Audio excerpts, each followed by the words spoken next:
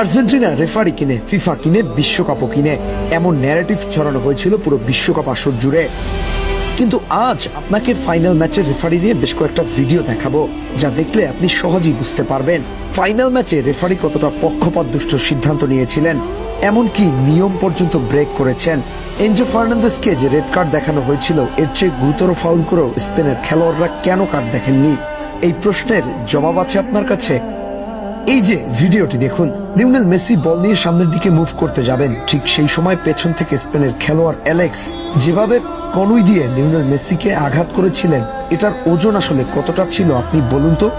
যারা ফুটবল খেলে কিংবা কম বেশি বুঝে তারাও বলবে এটা হলুদ কার্ড পাওয়ার মতো ফাউল ছিল, কেননা অ্যালেক্স পুরোপুরি জিনিসটা একেবারে ইন্টেনশনালি করেছেন, অথচ রেফারি শুধুমাত্র এটাকে নর্মাল একটা ফাউল হিসেবেই দেখলেন।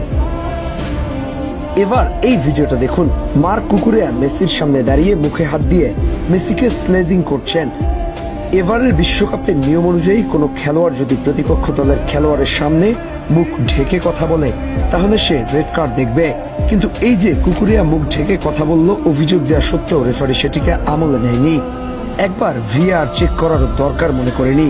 এটা কি ফিফার রুলস ব্রেক করেনি? আচ্ছা চিন্তা করেন তো, এই কাজটা আর্জেন্টিনার কেউ একজন করলেন, এতক্ষণে ফেসবুক পাড়ায় গন্ডগোল লাগিয়ে যাইতো, অথচ ঐক্যজোট সমর্থকদের চোখে এগুলো পড়বে না। এবার মেসিকে করা এই ফাউলটা দেখুন, বল কোথায় আর মেসিকে মারা হলো কোথায়?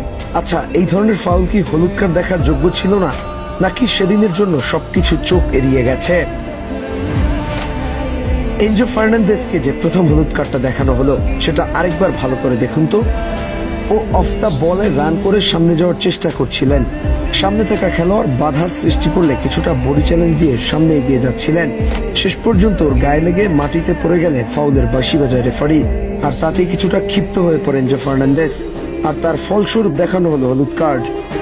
এরপর দ্বিতীয় হলুদ কার্ড যেটা, সেটাও এনজো ফার্নান্দেস আগে প্রেস করেনি, বরং ও এসে ওর সাথে লাগাই দিল, রেফারি সেটাকে সেকেন্ড ইয়েলো দেখালো।